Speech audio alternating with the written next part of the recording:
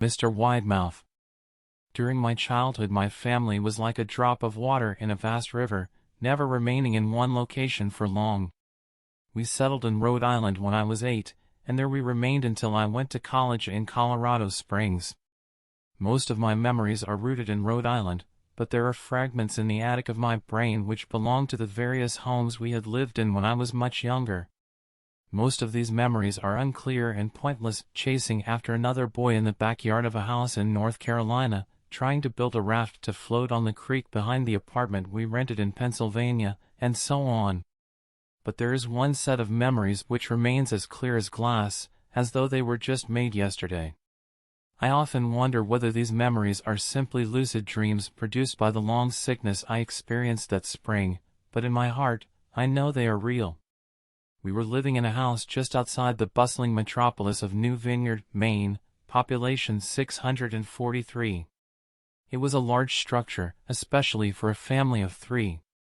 There were a number of rooms that I didn't see in the 5 months we resided there.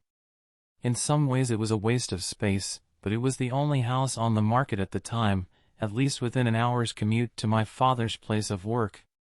The day after my 5th birthday, attended by my parents alone, I came down with a fever. The doctor said I had mononucleosis, which meant no rough play and more fever for at least another 3 weeks. It was horrible timing to be bedridden. We were in the process of packing our things to move to Pennsylvania, and most of my things were already packed away in boxes, leaving my room barren. My mother brought me ginger ale and books several times a day, and these served the function of being my primary form of entertainment for the next few weeks. Boredom always loomed just around the corner, waiting to rear its ugly head and compound my misery. I don't exactly recall how I met Mr. Widemouth. I think it was about a week after I was diagnosed with mono. My first memory of the small creature was asking him if he had a name.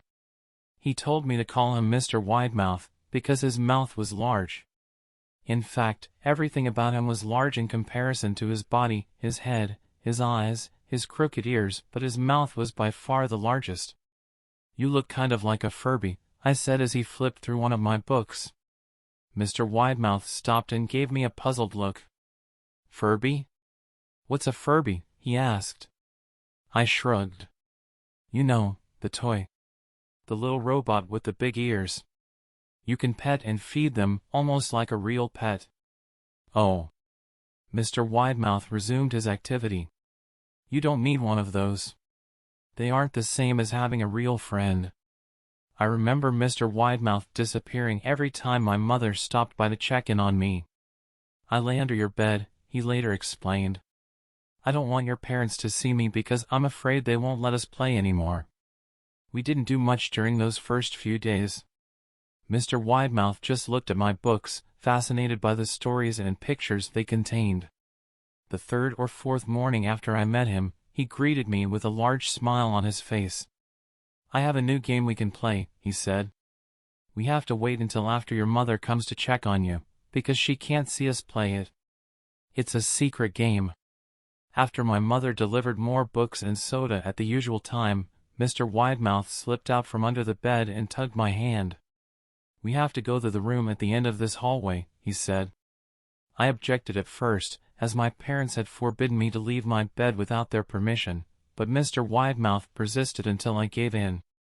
The room in question had no furniture or wallpaper. Its only distinguishing feature was a window opposite the doorway.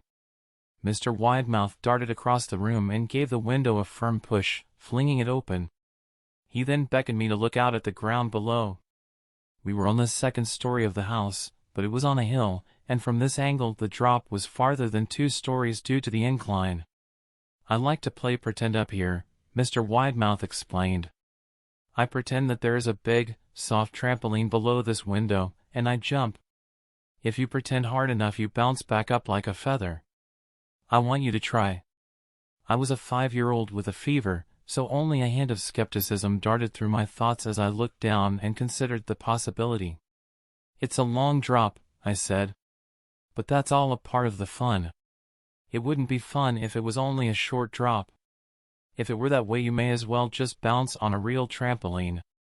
I toyed with the idea, picturing myself falling through thin air only to bounce back to the window on something unseen by human eyes. But the realist in me prevailed. "Maybe some other time," I said. "I don't know if I have enough imagination. I could get hurt." Mr. Widemouth's face contorted into a snarl, but only for a moment. Anger gave way to disappointment. "If you say so," he said. He spent the rest of the day under my bed, quiet as a mouse. The following morning Mr. Widemouth arrived holding a small box. "I want to teach you how to juggle," he said. "Here are some things you can use to practice, before I start giving you lessons." I looked in the box. It was full of knives. "My parents will kill me," I shouted, horrified that Mr. Widemouth had brought knives into my room, objects that my parents would never allow me to touch. "I'll be spanked and grounded for a year." Mr. Widemouth frowned. "It's fun to juggle with these. I want you to try it."